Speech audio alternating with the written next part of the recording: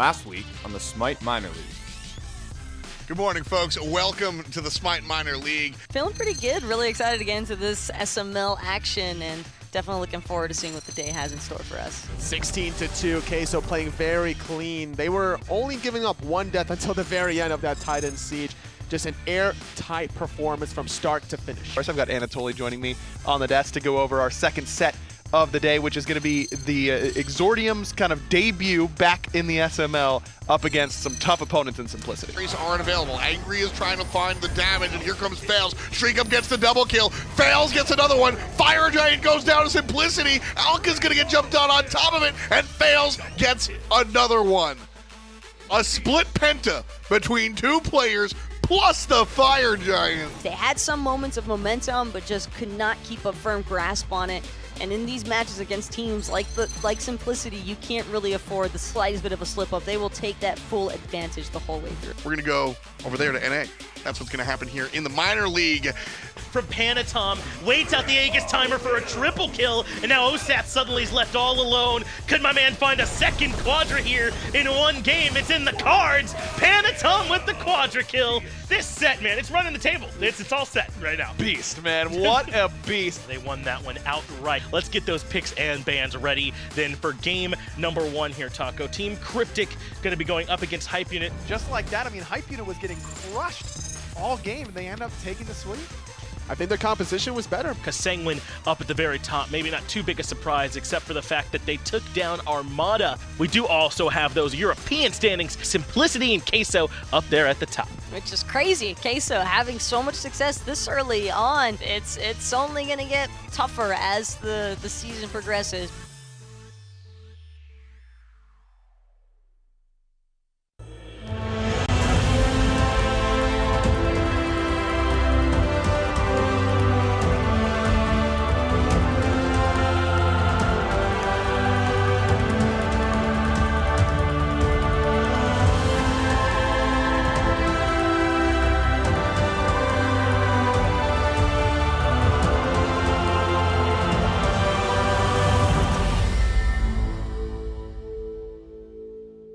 Happy Tuesday, everybody, and welcome in for the SML. My name is John Finch, and I'm happy to have you with me. We got a day full of really good sets happening in the minor league in both North America and Europe. To help me break all of that down, I am joined by Ryan Agro Bailey. How you doing today, man? I'm doing pretty well. You know, we had a good day at console yesterday. Excited for some minor league action today. Yeah, I expect it to live up to some of what we saw yesterday. Though, to be fair, I think it was a lot of 2-0s yesterday. Hopefully, that's true. It's slightly more competitive here today. Here's our schedule. The matches you can look forward to. Flashpoint versus Simplicity is that first one. We also have that Armada Cryptic in North America happening later on. I do want to point out to you all that Hype Unit set where they 2-0'd over Sanguine was a forfeit. Looks like they weren't able to play. Yeah, I was going to say that's quite the surprise otherwise, because Sanguine has looked so good, but that really hurts Sanguine because they were near the top of the standings in North America. Armada, of course, is going to be a team that's going to end up putting pressure on them for the top end.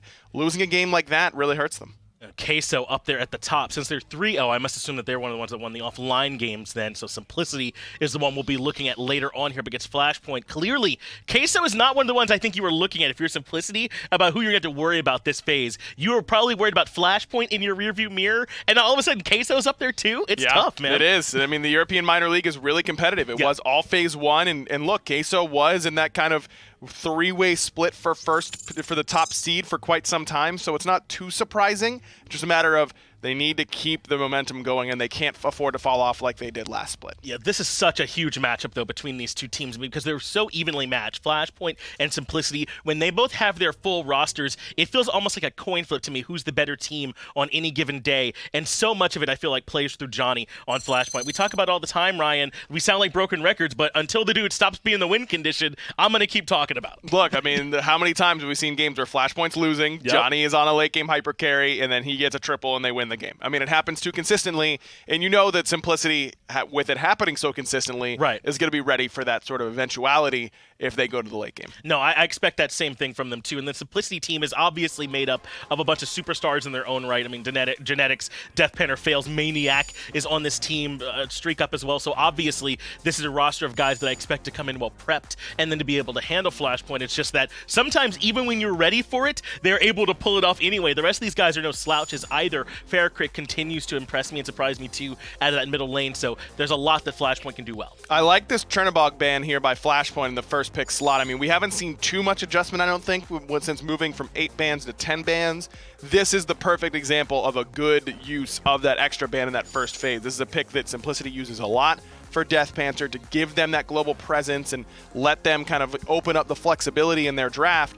And by banning it away, you're taking away something Simplicity really likes. On the other hand, they're leaving open Chronos, and that is something that StreakUp has played his whole career. StreakUp might be playing like the best player on this team right now, and giving him a priority pick seems like a bit of a risk to me. It certainly is scary, though, when you're banning away Set Zhonghui. It feels like you've banned away a lot. But as you point out, Chronos comes in here for Flashpoint. That's not even to mention the Ao Kuang, if that ends up getting valued here as well for Johnny later on. Yep. And can Simplicity feel comfortable taking it away from them? I think Flashpoint have correctly identified that if they want it, they can probably get it with their second or third pick. I agree, and I think Simplicity has to have a pick in the pocket that they feel comfortable with. And I imagine it might be Ares in the jungle. Ares is one of those that we're seeing a lot of these days. Faeles played it last week and played it very well. You're not leaving open Ao Kuang without a contingency plan. If you're Simplicity, it's just a matter of what they feel like can actually make it work. Yeah, and the way that you've been talking about how well StreakUp has played, I felt the same way about Faeles. He really, I feel like, has gotten us a sort of second breath so far with this roster, man. He's looked nuts at times. So there's a lot on Simplicity to be scared of if you're on the side of Flashpoint. But looks like they're not worried about that hyper carry for Johnny just yet. Chronos, Osiris, and Geb, all good, but they feel a bit late game in team fighting. Yeah, but that's where Flashpoint wants to take these games. I mean, they want to play around Johnny's strength, which is late-game team fighting, so I have no problem with these 3 picks.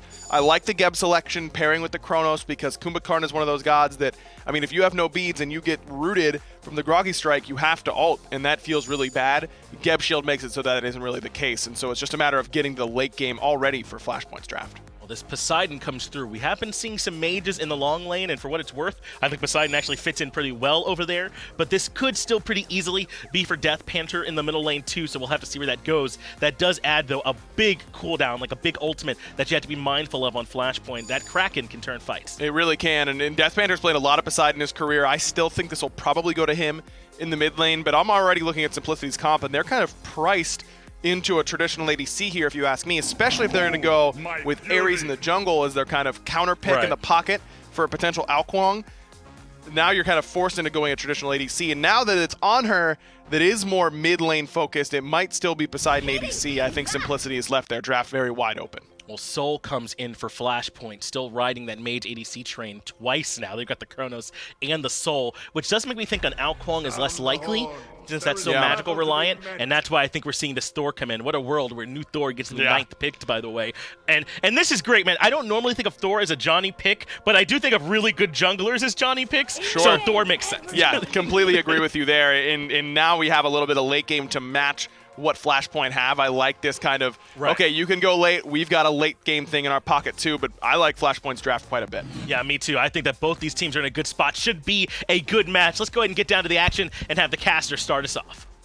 John and Agro, thank you so much for your jobs. Me and Toli here. Our turn at bat. Of course, Doug going to be joining us. Fusify going to get joined by Simplicity here. And these are the 2 heavy hitters of this league, I would say. The European Minor League has been, honestly, Toli, a lot of fun to watch. Can't always say that about some of the teams in the minor league, but I think Flashpoint and Simplicity both bring a level of competition that's honestly just up there. They're creative, they're flashy, they're dominant. That's what you can say. And these 2 teams that made it to the MSI, different results. Flashpoint staggered a little bit early to the likes of the others, lesser leagues, the console league specifically, had a hype unit, Simplicity going the distance, but ultimately, I believe, losing to Team Dignitas, if I'm not mistaken. They didn't have FaraKrik. They got true. him here. He's going to be one of the bigger parts. Really what we were looking at, and it's kind of, It's kind of unfairly nice to see them without FaraKrik, because you always have these ideas, these pieces of analysis that kind of get solidified once you see them at their not best. Yeah. And so we always kind of sat here and said, like, this is the Dzoni team, man. Dzoni runs the show, but a lot of times he plays these late game carries that we look to FaraKrik to kind of tread water in that early to mid game, and I use tread water. Sometimes he pops off. Without having FaraKrik there, Dzoni, it was almost too much on his shoulders, and we really see that this Flashpoint team is much more than just their jungler. They really are, but at the same time, he's been able to adapt a lot besides just the Ao Kuang play. Genetics looking for a little bit of a play, not really going to be able to force any defensive relics, but I like the mentality. Fusify had a nice sort of angle there as well. Genetics went towards Dzoni, and because Fusify shoved himself towards the back line, Faeles and DeathPanter couldn't really sneak up to find the whirlpool out of DeathPanter and then some follow-up damage out of Faeles. That very easily could have been a first blood, but nice positioning coming from Fusify. And this early in the game, before the second speed buff respawn timer, is when you kind of want to make these plays when you invested the level 1 blink for your supports. Genetics blinking in from the right side wall. Couldn't get the defensive relic, but then the opposite side, Fusify was like, oh, well, I guess maybe now it's my turn to try to make a blink play, and he couldn't really get anything rolling. So just going to be a hard reset for this respawn of the speed.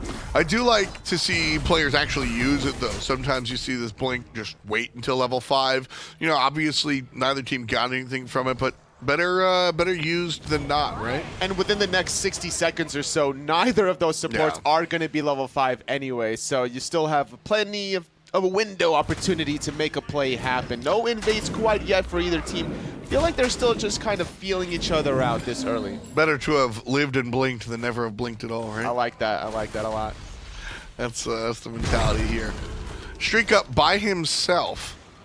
StreakUp recently getting a lot of love, and honestly recently coming up. StreakUp, one of the newer names in competitive Smite, and then most recently we had a really excellent piece of content you can find on our video channels where Aggro sits down with a couple of our carries, and he asked them the question, you know, what other carry out there, what other hunter player out there really comes to mind? Who would you shout out? And StreakUp came out of the mouths of a lot of those carries, and so he's got something special here that I think people are starting to notice. He's very adaptive. He's flexible in his god pool. He prefers the mages from what I see, at least in his games, that he plays more than 50% of the mages. This game piloting the Anhur up against a Chronos matchup. I think that's the idea, trying to abuse that magical ADC in lane, not let him get too much farm. But wouldn't be surprised if we start calling StreakUp's name once these teamfights start rolling out. Really good play there from Flashpoint. Simplicity are in the back jungle, looking at the back harpies for what seems like an eternity. And Flashpoint don't really get baited. You see Sibi start the buff, but back off a little bit here and there. DeathPanter gets cut off from his tower. The Kraken defensively, beautiful, and is able to find the counter kill. FaraKrik started the fight, loses with a whole big egg on his face. FaraKrik's ultimate was just not on the mark the way it should have been. That was a beautifully timed wall from Dzoni. There's very few opportunities to wall off a mid-mage up against a corner like that. Dzoni, no hesitation, makes that happen. FaraKrik wanted to just get that rolling, but without the full DPS, their turnaround potential, DeathPanter didn't even have to use beads and still gets a kill. Really smooth play from DeathPanter. I love the fact that you point out, you're right, he doesn't use the beads. That is a calculated move. He goes, all right, either I'm dead because they play well, or I can get out of here. Whether or not he counted on the counter kill is a different story, but certainly not upset about it.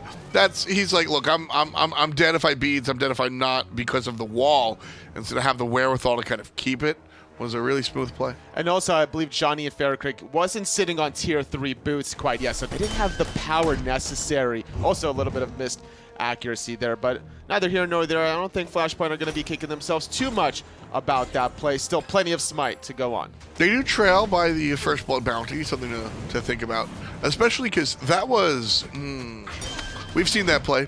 Dzoni just goes, hey, I've got an opportunity, toss what you've got. Yeah. You don't have to die for that. That's true. I think, like, even just going for the poke, right? Like, you just hammer from the stun, you use the Stellar Burst. Don't even use Supernova, really, but I think that they had the right mentality, though, to try to go for the all-in play. Just a slight missed opportunity. A little bit too far up was FaraKrik. Fusify making, again, the small plays, knocking up Genetics right after the blink, and that saves FaraKrik one more time from the root. And, of course, what comes after is a little bit rough. maniaKK jumped on, still has the ultimate, so can go into it, and really not a care in the world for the big guy.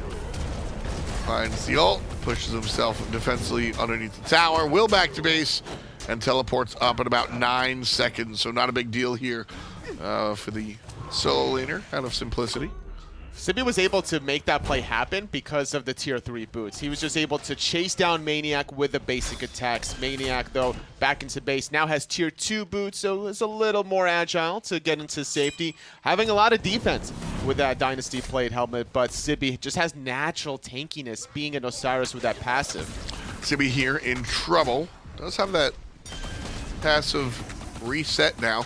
Faeles is here, and a whole bunch of Simplicity members are ready to fight. Fusify on the back end, but the Kraken's good on the Sibi. One more shot, and it's maniaKK's 2 kills in total for Simplicity. Nice job. The solo laner finishing things up. What a mess that fight was. It was. A beautiful timed actual Berserker Barrage from Dzoni preventing the Jormungandr knockup. He could have been a lot of trouble there, but the stun was not enough to buy time for Sibi to get away. I thought for a split second that Fusify shield was going to be the saving grace, but as a level 6 Geb, your shield not at the highest potential. But look at Fusify's build. I love this new idea of rushing the Relic Dagger with some of the changes going from 30-second reduction to 40-second Relic cooldown reduction. Makes a little bit of a better item in the mid-season, but to rush it this early also makes a little bit of sense if you're just not going to go boots maybe potentially. You're going to go movement speed instead. Across the way, maniaKK, Faeles, DeathPanter, StreakUp, Genetics conditionally all provide a slow. I would not be surprised to see a Winged Blade follow this choice up. There you go. The Genetics walks away, but that's FaraKrik's ultimate again, kind of leaving a little bit to be desired. The soul ult is interesting, man. It always feels like it's just short of the damage. Yeah, the range of FaraKrik's just not quite there in time to get the initial knockup to chain the CC, and off of that, also Genetics got the reinforced shoes. If he doesn't have that, if he has literally any other boots, he's dead. 9 times out of 10, maybe 99 times out of 100 actually instead. And this is also the point where Flashpoint's damage just isn't online yet. Bancroft's talent not completed from FaraKrik. No penetration yet completed from Dzoni. He's still working on that as well. It's kind of funny. We generally simplify characters by putting them into early, mid, or late game. And of course there's more nuance to it, but every now and then things fall perfectly into place. I think here I call Poseidon an early game character. I think I call Dzoni and FaraKrik on some mid game characters, and I see Faeles on a late game character. And what's been happening? Dzoni and FaraKrik have been showing up early to their own party, and early game monster DeathPanter on his Poseidon has been going, why are you, this is my time to shine. I've been able to kill you, this is what I do, go home. At 12, 13 minutes, Dzoni and FaraKrik are going to have that Bancroft finish. They're going to be able to dunk down and really upset some players. That's where you kind of belong. Flashpoint, now I'm not saying you can't get involved early if you have that execution, you absolutely can, but we saw 2 kind of lapses in that execution, most notably in the mid lane, and both of them kind of wound up turning things around onto Flashpoint. So I like the idea that Flashpoint is trying to get involved early and often, but at some point you just got to fall back on your composition and go, maybe this Poseidon's a little rough. An important note that you made during that statement was the dunk down potential. Dzoni has been looking for these plays without the ultimate. He's just been straight up walking up to DeathPanter and Genetics to look for these plays happen. Once Dzoni is in a comfortable position to start using that global pressure, I think StreakUp has to watch out, but he knows exactly where Dzoni is. Yeah, StreakUp going for the kill on Kespainify, forcing the ultimate out. Will put the Chronos next to him. And that's the all-out retreat. Support showing up, Fusify and Genetics. Knockup is good, and the ultimate blink forward. But the counter ult is clean. Nice job from both Fusify and Genetics doing exactly what they needed to. Thor lands down in the middle of everyone, no stun. Just a turnaround. And now Thor has no tools. Beads are good, but Thor's at 15. And that's the walk away. What is going on, Epdot? Nobody's dying. This is some sincere injustice in the battleground of the gods, but at least FaraKrik does get some action with everyone distracted on the left side. Both supports making crucial plays. One offensive, one defensive. Genetics preventing Kespainify from following up from Fusify's Cataclysm. Dzoni a little bit off the mark with that Anvil of Dawn. Actually got crippled during that hammer, but he was just able to teleport before the damage was applied, and Fusify to save the day. Without that shield, Dzoni dead to rights. Yeah, right before Dzoni lands, that's one of my favorite style of sequences. You know, the highlight reels will always feature cool kills and awesome objective steals. Man, you know, I think that's the analyst in me watching that 1v1 go down, really calculated by Kespainify. And the reason both hunters are playing up that far, look, StreakUp knows that there's a Chronos ult. He doesn't blow the ultimate expecting to get a kill. He's blowing the ultimate expecting that Kespainify will ultimate because he's got Genetics on the way charging the gank. And the reason Kespainify is answering as aggressively as he is because he knows Fusify is on the way for the gank. The supports see each other in the middle of the jungle and then counter blink on each other, creating this like figure 8, and then both supports disengage. That's a really clean, awesome moment in SMITE. And the reason why StreakUp wanted to make that play was two reasons. Outside of the supports rotating, was Dzoni was preoccupied in middle, so he was further away, that he knew that he had time to make an aggressive play and then disengage. And on top of that, StreakUp had 3 archers kind of backing him up from that play. So that even little bit of extra DPS helps the hunter win the 1v1 exchange. And I love the way Genetics played that matchup because he couldn't stop Fusify from rolling out. Like, the only way he would have been able to is if he invested his dash to intercept the rollouts. So instead, he just uses his ultimate on Kespainify. And that just neutralizes the whole situation. Kespainify is unable to go in. Fun stuff. No kills, no objectives, but that's the fun stuff, man. I thought Dzoni for a second was about to use his ultimate on the left side of the map, but I guess he just was out of range, so instead he's going to continue to farm in this mid lane. And so far, Simplicity getting the slighter better end of the trades from Flashpoint, but I still have a lot of hope for Flashpoint in these pickoff opportunities. Dzoni has not been hesitating throwing out that wall, but he's been a little bit deterred from trying to go onto DeathPanter. And that one non-rotation from FaraKrik, he was behind a level after he died, and now he's actually up one. That's what Soul does really well. Not rotate. And I kind of say that and laugh a little bit, but in all honesty, stop rotating if you're Soul. You sit in lane, you punish harder than most mages that would sit in the lane. And also, kind of like I was saying with the Soul ult earlier, I don't want a level 9 Soul coming to my lane. Yeah. You're not doing nothing. Now, when you're 20 and a knock-up leads to a Stellar Burst, leads to a 2-shot, go for it. But, yeah, I don't want no level 9, level 10 Soul coming to my lane. Sit in the lane, get the tower, and keep the gold nice and tight here. Team separated by 300 gold. It's a tie game, nice and early.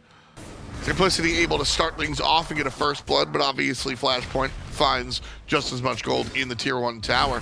And so now we're looking for sort of the thing to break the camel's back, right? What will be that last or first draw, depending on, you know, how you're looking at it. And I got to look at Dzoni. Dzoni, like you said, he's level 12 now. He's got his 2 relics, ready to go in. Because that is a scary moment. You mentioned the lack of ultimate. When it comes down to Poseidon, he punishes dunk downs a lot. Characters like Thanatos, characters like Ratatasker, and characters like we see Dzoni playing Thor, they come down and I beads Kraken, and you get smoked if I'm Poseidon. And so waiting for that Aegis, I think, was really important for Dzoni, and now we can expect him to be a little bit more aggressive in the mid lane. That's very true, because most junglers will opt for the blink every single time. Even a Thor that already has Hammer, has the Anvil of Dawn, that third mobility, not a bad idea, especially when Relic Dagger a little bit more popular, but you got to respect your opposition. And you ask, what's going to be the straw that breaks the camel's back? I think it's going to be the rotation of the Soul Laners eventually. Feeling a little frisky was Flashpoint, kind of enticing the Gold Fury pull, seeing if they can either sneak it away or bait Simplicity in a bad position, but they're the ones looking to play aggressive now. Yeah, Jormungandr makes the rotation to the left lane. maniaKK burns to teleport. Meanwhile, Kraken on the middle lane. Fusify down to 25%, but that's about it. Sibi's still healthy, and Dzoni finds himself on the left side looking for StreakUp. Beads have been burned, and nobody's still Instead, there's Sibi falling down to the wayside. maniaK in the ultimate knocks up 2. The chase is on, and Simplicity just trying to find a little bit of everyone. Dzoni with a great anti-knockup, but the damage is there, and Dzoni will fall down to the hand of Faeles. But they're not done yet. Faeles, he gets one, he wants a second one. Finally, his team is going to call him off. Sibi was zoning a little bit too long for his own good. This is a tanky Osiris with Predwin having also Blackthorns in that passive. But when you're in a 1v4 at level 14, it's just not enough quite yet. maniaK's presence was there a little bit first, and that's why Simplicity are winning these trades. You know, that fight really snuck up on me. Everybody kind of running around. I think really what happened looking at the build, I think maniaK hit a strong bellows and then just went for it. Yeah. Because that bellows, when players are grouped up, does a lot of damage. Jormungandr truly is like one of the old school warriors in that he's going to do a ton of damage, but also zone you, because what do you do with that ultimate? So, I mean, you're doing hundreds of... This is probably hitting for 450 a little bit. Easily, especially with a build from maniaK. Very cost effective. Yeah. Stone of Binding is a good item for him. And it's been working out for him with the Dynasty Plate Helmet, Shoes of Magi. All this penetration has been anything but beneficial for Simplicity. And I got to question Flashpoint's decision to even take that fight by Simplicity's red buff. Sure. That was a very risky play. It didn't really seem like Fusify's ultimate was that effective at the end of it all. And once you retreat, maniaK with that global pressure, he's going to just chase you down. DeathPanter using that trident, having mobility from the Shaman's Ring a little bit, going to be able to really start punishing his opposition. Thor's up one more time. StreakUp gonna dodge one stun. Won't dodge the second or the third. They kind of overlap, but StreakUp in trouble. Aegis is good, still not dead. FaraKrik finds the shot. 1 kill for Flashpoint. Flashpoint finally on the board, but Simplicity looking to chase down the support. FaraKrik left by himself. And the disapparate should be good enough. Kespainify is playing up. This is a dangerous position. Not willing to fall all the way back, and now finally Flashpoint dissuaded. Simplicity really just decided to walk away, and it was all a bait. maniaK is here with a knock-up, insane amount of burst damage, and now here comes the dive F dot. FaraKrik is low. That shield will hold him for the moment, but a full heal for Faeles. Kespainify's next. Low is the support, and down goes Jungle. Sibi with the kill on top of Faeles. Is Kespainify gonna live with just a fraction of his health bar? Genetics able to blink away. Overall, it's been a 2 for 2 since StreakUp has just revived. Tier 1 tower is a little vulnerable, but I don't think Simplicity are healthy enough to go for it. No, they're just not. 3,000 gold is a nice lead, but with how low their health bars are, I don't think we will see them return easy peasy. Rough play there for Flashpoint. They're able to get sort of the upper hand in one of those fights, and then they have to retreat. And then Simplicity just bait them. What a fake. Simplicity, because that's what I thought. When you're watching this fight, Flashpoint are dead to rights. Simplicity decide to let them go. Yeah. They decide to walk away. And I was questioning their decision to retreat, but really it was just a secret regroup in the jungle and then jump on top of Flashpoint. Yeah, Flashpoint had no idea maniaK was around that corner. He uses his bellows just to be able to get closer to the opposition. I think Sibi was proxying between Tier 1 and Tier 2 in that solo lane. He was forced to teleport back in, but he was a little bit late once that tower dive was fully committed. But at least he stops the rest of the kills. I think if Sibi doesn't rotate, and if he goes for, like, let's say Tier 1 tower, Tier 2 tower after the fact, Kespainify probably dies, another Flashpoint member dies, and then all of a sudden you're just trading towers from right to left. All right, now we're 20 minutes in, and Flashpoint trailing by about 3,000 gold, give or take. A whole bunch of kills here for Simplicity, 4 above Flashpoint. I'd say we've had a moderate to low kill count. This is, you know, generally we'll see a couple of more kills than this, but so certainly not the sleepiest game, but the engagements have been kind of few and far between. It's the safety between this composition, right? Soul has the disapparate, Geb with the shield, Chronos with the rewind, Kali with her ultimate, tanky Osiris, Jormungandr. Like, everyone has ways to survive, but I don't know if Kespainify is going to get out of this one, even with his rewind. Yeah, rewind puts him right in the clutches. Fails on the chase. Does have that katana, but Fusify shows up. Shield knock up, and that's enough to send Faeles packing. On his own terms. 15 seconds was remaining on his speeds. I thought for sure if he gets stunned by the Kali there that he was going to be dead to rights, but Fusify just in the nick of time going to dissuade the chase down. Yeah, really good timing there on the support side. I think Fusify's been having a great game, honestly. Really Even though has. his team is losing a little bit and his slash line is 0-0 and 2, he's just been always at the right place. He's anticipating where the action is going to be, and that's probably the best attribute that a support can have in a competitive SMITE game. That's always what I look at when I look at lower end players, not meaning Fusify, but you know, if I have a support player I've never seen before, you know, going back to the open tournament days for sure, I look for certain instincts. Are you body blocking instinctually, oh, yeah, like the basic attacks? You know, anytime you see a support like walk in front of a Desert Fury, I go, oh, okay, you're in the right spot, but in the wrong spot. Like, you're kind of thinking the right way. Yeah. We'll teach that out of you. We'll gameplay that out of you. You know, like you said, being able to predict those engagements is a big deal. You gotta see 2 steps ahead when you're playing support. So those are the instincts that I like to see for sure. And Fusify certainly got him. Unfortunately, his team not in a position to be predicting a win at the moment. That 3,000 gold lead is building here for Simplicity.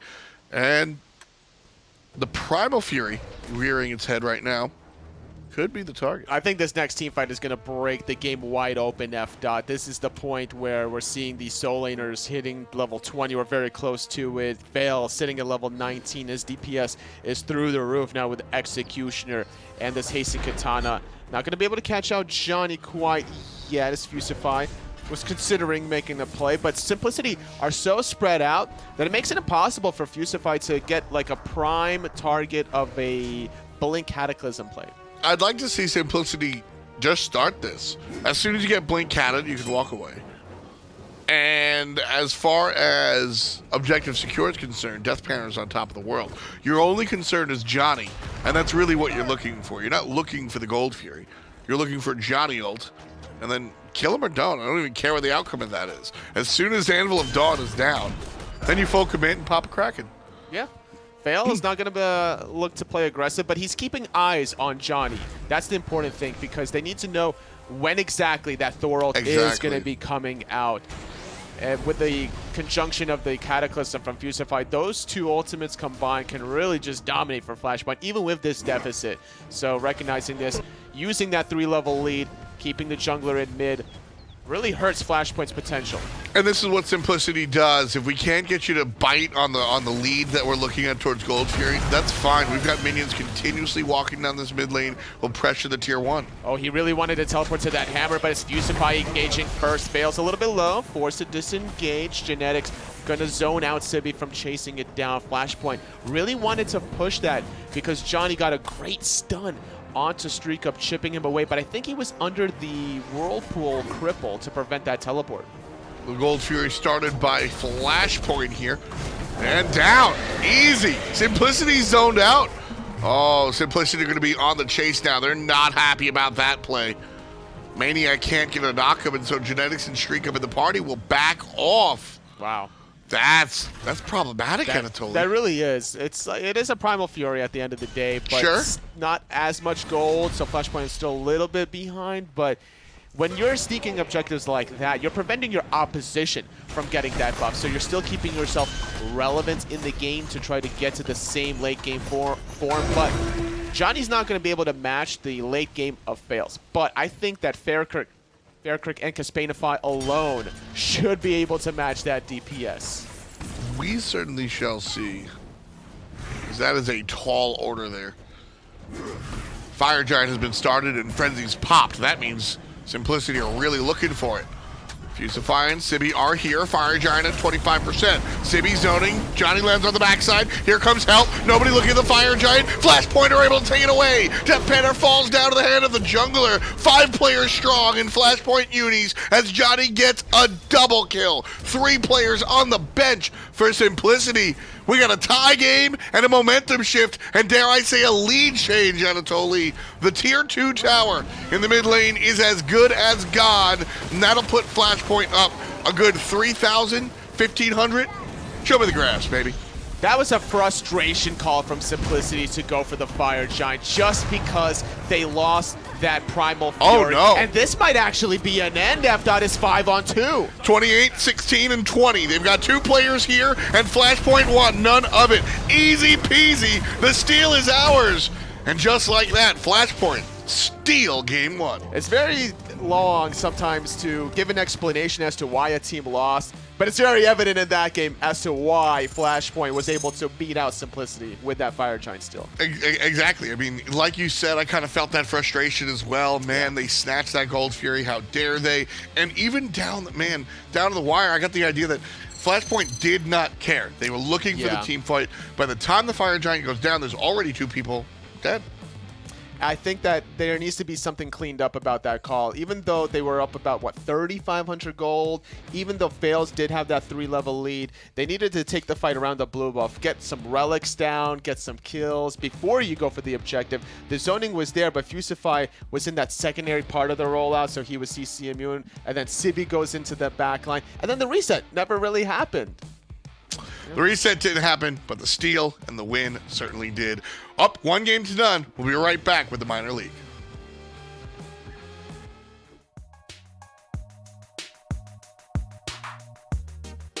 INAP, powering the control room for the SMITE minor league.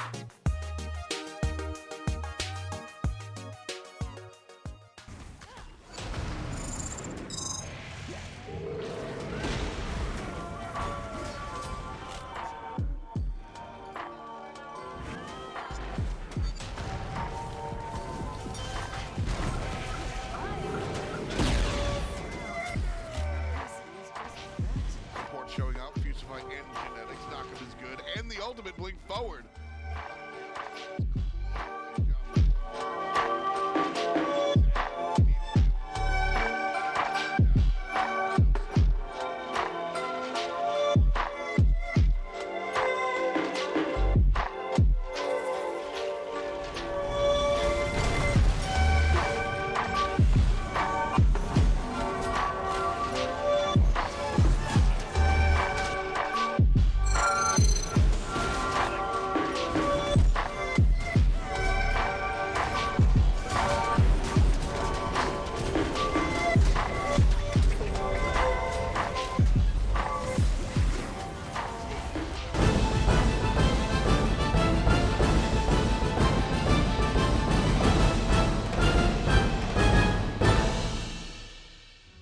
Welcome back to the SMITE Minor League. My name is Finch. Happy to have you here with us. We just finished the first game between Simplicity and Flashpoint, and Simplicity come out on... Wait, what am I hearing? No, it's Flashpoint that got that win. I mean, you can be ahead apparently most of the game. Yes. And then still not win it. Nowadays, that's how it works. What did you see happen there, right? It's really just this Fire Giant pull that we're going to get a chance to see in just a little bit. But Simplicity was in real control.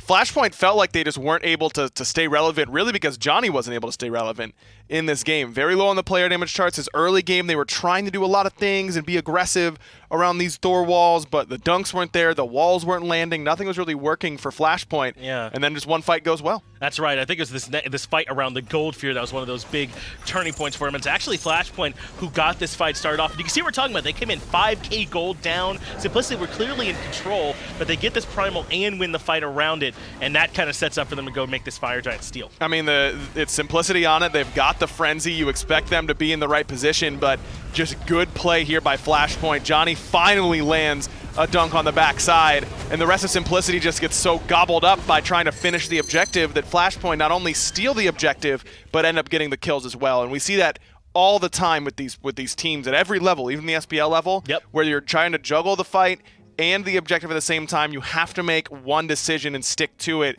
and I just don't think that Simplicity did a good job of that. And I think that's where those semi-globals really come in, like the Thor dunk. They make that calculus even narrower on when you should be dropping in and when you should be going for the fight instead. And I think, unfortunately for Simplicity, they just get caught there. But we'll see if they can rebound here in game number 2. Simplicity will be in the first pick spot, and they ban the Giannis here yet again. Clearly something they don't want Flashpoint playing. That's what their mid laner FaraKrik has been playing for a long time, so no real surprise. It's kind of as much as we expect to see Ao Kuang bans against Dzoni, Giannis bans against FaraKrik is the same sort of way.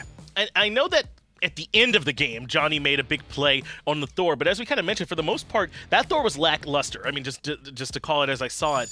Yeah. Do you think that he goes back to that Thor here again? Where does Flashpoint now have to go in their jungler pool, I wonder? Yeah, I think it is. It's a hard question, right? Because I completely agree with you. The early game went very poorly, and you can't have too much results-based thinking that, well, we won, so it was okay. I don't think that's really the case. But at the same time, he did have a whole game to warm up, and the end game looked better than anything else, so maybe it just took him a little bit to get warm on the pick.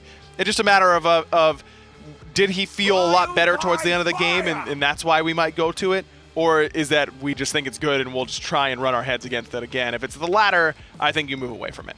Merlin comes in as the first pick, despite all those changes he received, still being valued by Simplicity. This could easily be a long lane pick. We've seen some of that, but so far it's looked as though StreakUp and DeathPanter have been okay with that normal Hunter Mage that we saw time ult. StreakUp has been playing Merlin and with DeathPanter playing Hunters long before this meta really started, to be honest with you. I mean, even when Genetics was still standing in duo all the time, like a lot of the supports were, we saw StreakUp playing Merlin, so I would be kind of surprised if that Merlin makes its way into DeathPanter's hands. Jing being picked here pretty early by Flashpoint. We have seen some Hunters still come back to this old pick that we don't see as much of anymore in the long lane. It doesn't feel like she does as much with her lead maybe as some others. She is safe though, so maybe that's what's being valued here early on. Yeah, I imagine it is. I mean, it's the classic, well, we don't really want to commit to anything in our comp quite yet, so let's take Jing and we won't feel too bad about it. It's always a safe selection overall, I think. Well, they're taking that Geb away from Fusify is Simplicity. They've picked that up for themselves. The Jormungandr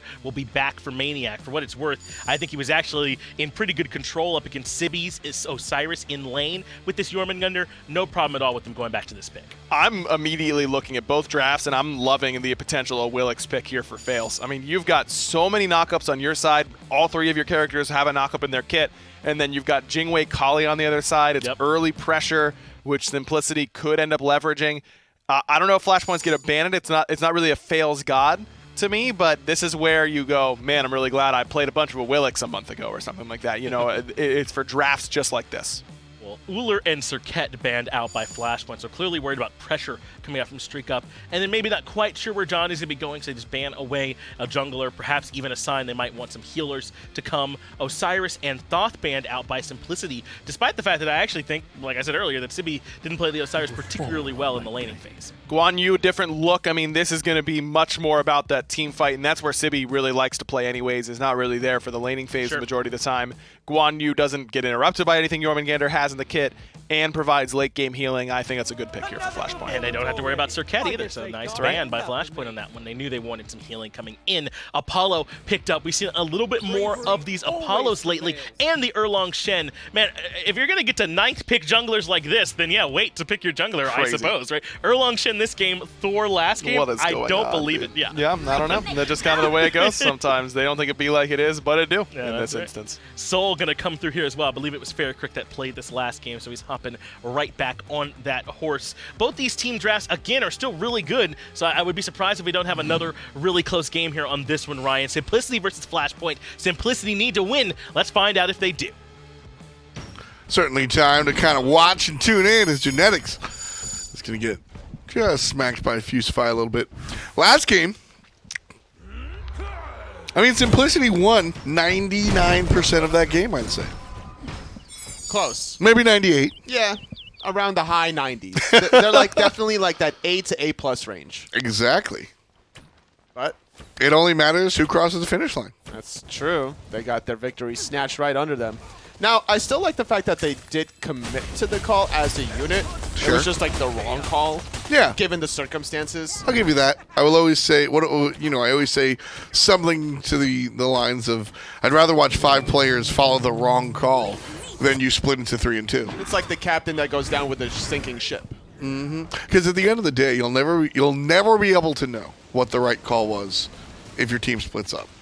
If you all commit and you make the wrong choice in the locker room, you can go, that didn't work. We know for the future. 3 of you commit, 2 of you back off. You'll never know. You'll never have that. So, Simplicity, get the game stolen from them. As the great philosopher Vin Diesel once said, doesn't matter if you win by an inch or a mile, winning is winning. It is true, and that's actually their first loss for Simplicity in phase number 2. So just one more away from Flashpoint to find the victory. Flashpoint struggling a little bit thus far at 1-1. set-wise. One more win away. With this composition, though, I think Flashpoint has some options. Dzoni again on his Kali, Sibi on the Guan Yu with some good team fighting potential. Not if he dies, though, in the laning phase. I think he'll be fine for a little bit longer, though. Yeah, I like the trade-up. You know, Kali again being played this time on the other side. Dzoni going for some late-game dominance this time around. Faeles on a very strong character, but we'll see how that god kind of works out with Flashpoint across the way. Dzoni in the late game will be nice. I'm also looking at the Guan Yu. I really like the Guan selection here, mainly because the only one that's going to stop Tallow is StreakUp, and that's going to be a precarious situation for the Hunter to be up front by the Guan Yu anyway. So with that in mind, I really like the idea of Guan being able to be in this team fight, dive the backline, but also play in the middle of that fight. Wow. We were talking about StreakUp's potential as the up-and-coming Hunter, and look at this health pool disparity. It's not as though that the builds are that drastically different that, oh, StreakUp's build has a little bit more physical power, and this is why he's winning, or more attack speed. No, this is just outright him outboxing. Kespainify going to force him to back probably earlier than he wants to, but instead going to pick up the Ninja Tabi. And you were talking about Sibi's Guan Yu not being able to be interrupted that much by Simplicity's draft. I think more of that comes down to the penetration that you get from the Talu Assault as well. Will kind of abuse maniaKK through his build. The Dynasty Plate Helmet, a lot of protections, but Talu Assault gonna eat through most of that anyway. And not to mention, it's always annoying facing healers and have to alter your build to go for, let's say, a Divine Ruin for DeathPanter, which hurts his damage numbers. Contagion likely to come through for maniaKK, one of the newer items added. It's Physical Pestilence, folks. But across the way, yeah, I think, you know, looking at stripping protections from a really tanky character, Kespainify gets rooted, knocked up, and has some answers. The basics, one more to do it, and StreakUp can't find it. The last three, but you know who? Oh, Genetics, not enough damage. He doesn't commit the rollout for good reason. Show me the most Genetics play of all time. Blinking in under the tier 1 tower. And not getting the kill. Doesn't die himself. But, yeah, no. Stripping protections from a very tanky character just makes it so that they're able to be dealt with. Yeah. Stripping protections from a hybrid character, which Jormungandr generally is, makes them wet paper. You can destroy a hybrid character with some good protection shred. And so I like the idea of the Guan into maniaKK specifically, into the Jormungandr specifically. At this point, maniaKK will be able to trade out with Sibi before Sibi gets the higher level conviction rolling. So you got to abuse that when you can. Once Sibi gets some cooldown reduction, looking at a little bit of... what's that one item called? Genshi's Guard. It's like right at the tip of my tongue.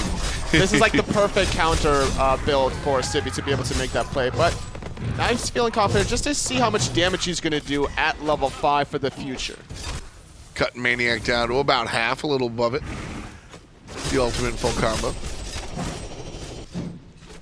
Rotation from Simplicity could put Sibi in a bad spot. The horse not available. We just watched him use it. And yeah, there's the root, there's the taunt, there's the knock-up, there's the follow-up knock-up. All the crowd control in the world. Half of it not even needed.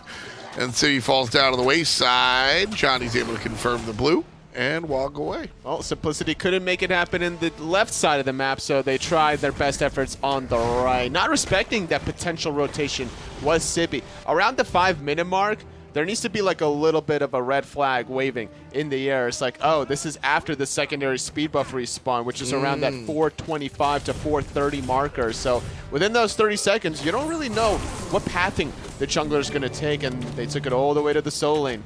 That's an interesting thing you bring up, Toli, is, you know, I saw a completely incorrect statement on Reddit. I know it's a surprise, but it did start me thinking. They said, listen, wards in ranked are bad because you should be a good player to identify where the jungler is. Like, you know, the timers, the spawning of the jungle camps, and that is that is a wrong statement. But you should have a general idea of where the jungler is to an extent, and you speak right to that. Fusify gets blinked on and just put down.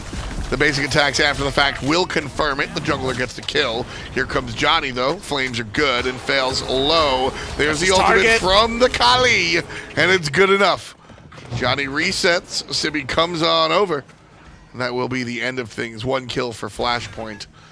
But to just kind of wrap up my last point in what you brought up as well, you know, you have a general idea of where that jungler is. I love that you mentioned these timings. Are there any other timings that come to mind as a solo laner of when you got to be a little bit more afraid than usual?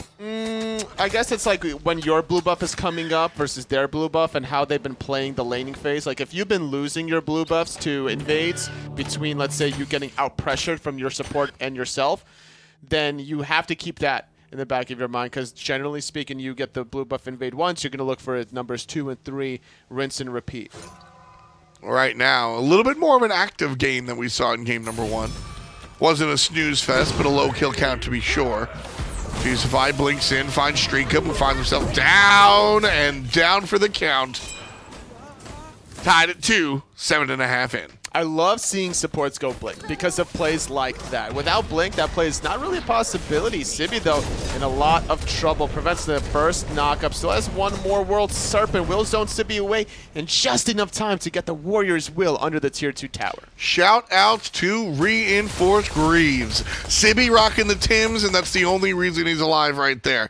21 prots as the player just gets on you over and over again. Faeles is going to be basic attack oriented. Maniac dealing some dot damage as well. So those prots stacked up quickly. The CCR makes a big deal as far as not the knockups, but the root is concerned, also the taunt. So you're able to kind of deal with that a little bit better. But it's really just about the amount of prots. If Sibi doesn't have that amount of protection at that point in time, you saw how low he is. Yeah. He's dead. Also, the 100 health comes up big from that one item. Sibi getting a little bit of protections from also the Tallow Assault. You strip away the protections and it comes right back onto you. He's actually even maxing that out, so he's getting a good amount of it from that. But despite not dying there, he's still struggling in this laning phase, and this is a rough spot to be in as a Guan Yu that generally wants to be at least even. You don't have to be ahead as Guan Yu, but when you're behind, it just feels like you can't even contribute too much. You know, it feels like the idea of being Guan Yu ahead in lane is just a fallacy. Like, Guan Yu wants to be ahead in lane, but never is. Unless you're Salt Machine and you're against the Hades. Which doesn't make any sense, but I remember those days. But that's the, I mean, I think of Guan and Dimmy a lot. And I think of Dimmy as losing lane gracefully a lot. You know what I mean? Yeah. Come team fight time, Sibi is going to really, really impact the game for Flashpoint. We mentioned it all earlier on. But the laning phase, even though his clear isn't interruptible by Maniac, even though all these big things in his favor, he still winds up kind of finding himself on the back end of this lane. And it's going to be important for Simplicity to recognize that threat of Sibi still. Even though he is that 2 levels behind, to maybe put pressure on him just one more time. I agree. Not necessarily to shut down Sibi, like, completely to the ground, but just to allow Maniac more freedom to start rotating to the left side of the map. Because once Maniac is, let's say, level 12, 13, and that Tier 1 tower is done, he's going to start rotating. Nice heads-up play by Genetics. Sneaking around the left side. Flashpoint walks in, sees everybody directly ahead of them. They see at the 12, but they don't look towards that 3 o'clock mark. And then in comes the Geb. Blink, Kata, see you later.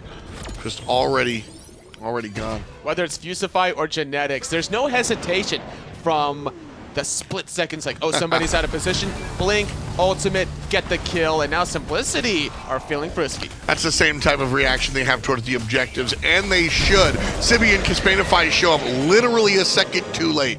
Just that amount of time, and it's too late. FaraKrik trying to kill Maniac in the middle lane, but he's learned better. Here comes Sibi chasing, but Simplicity are here to respond. Genetics goes down. Uh-oh, StreakUp with a chase down. You know who the target's going to be. It's going to be Johnny under the tower, but looks like StreakUp decided to turn around, got a little afraid of that. Simplicity tried to get a little aggressive, but couldn't. No, definitely couldn't. I think that could have been a play, actually, because no beads, no ultimate, and he used a jump to actually engage in that last team fight. So there was a small window, but with the Johnny's positioning under the Tier 1 tower, if StreakUp misses, he's going to get stunned out and then completely punished for it. That's the key there, is that, you know, small window of small margin of error is the term I'm looking for. And so StreakUp being aggressive, but within reason, and I like that decision. And so the the newer player will kind of ease off the gas just a little bit. 11:30 on the clock. We're tied at 3 as far as our kills are concerned, and a very slight lead to Simplicity, 1,500. But if you're just joining us, game number 1 was all Simplicities until the very end. Flashpoint, steal a Fire Giant, win a team fight in the same breath, and then literally walk it on home. So Simplicity, however big their lead is, can't feel too comfortable in this matchup. I'll tell you what, maniaK feeling very comfortable trying to take this 1v2 just to steal away the blue buff.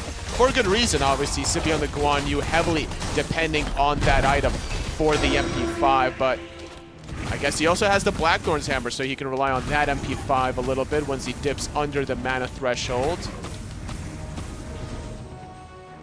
Attack speed build coming out from Faeles here. The Atalanta's Bow on the way. An interesting choice. This character already has haste built in. The only character in the game that has haste built in still. And with that in mind, you don't need haste in Katana. You hit him with the Mink, and then you hit him and keep hitting them because you're not slowed. Well, with the Atalanta's Bow, that will ramp up your attack speed and your physical movement speed as you kind of bring the pain. So a nice look there from Faeles. Usually when I see all attack speed builds on the Erlang Shen, I'm looking at an extra tanky sort of opposition. Here, just a 2 front line, but Faeles certainly will be able to chew through him. Yeah, he's going to need more attack speed as well after this, even despite having the Mink and the Atalanta's Bow. Like, he'll need some penetration, potentially. Could see a Crusher out of him to do both Crusher. The attack speed and also the penetration. That's usually a go-to. But I want to see some defense coming out of Faeles. Even though he has the 9 turns blessing for the heal, the turtle form for the shield, he's going to have to deal with all the CC coming through from Flashpoint. You're either going to... Oh, it's actually going to be the Ikavul instead of the Atalanta's Bow, which makes a lot of sense as well. A lot of attack speed that you're stripping away from a Kali. Yeah, I like that a lot better. The Ikavul a little bit more efficient, a little bit more effective versus just composition specifically. Much better choice. And then the Atalantas, I would say, especially considering you have the haste, thing. I love to see the Crusher on the Erlang Shen as well. I think Crusher is an item that really makes sense for him. He's an ability-based character that can lean on basic attacks. Kind of similar to Set in that way, where he does both. You could also do Toxic Blade. Wouldn't be a bad idea this game from Sibi's Conviction heals. Maybe a little deterring Kali sustain as well. FaraKrik has some self-sustain. Kespainify with Devil Glove. So Toxic Blade a little bit more popular these days. Absolutely. 15 penetration is hard to say no to in a world where that is a powerful stat. And so certainly could be the thought process. Right now I'm just loving the Ikavul. Rarely do we get a chance to see it. And honestly, because rarely is it applicable. I don't think it's an item that you want to buy on every character or all the time. A lot of times I'll simplify the conversation to somebody will ask me, when do you buy this item? And I'll say, well, it's more of what character you buy it on or what situation, right? That's most of the time the items sit in that world. What character do you buy a Masamune on? Something like a Robin that's going to be in the middle of the team fight, right? Sure. Or when do you buy a Contagion when you're against healers? When you look at Toxic Blade, that's one of them that, or excuse me, Ikavul, that's one of them that require 2 things. Are you an attack speed-based character?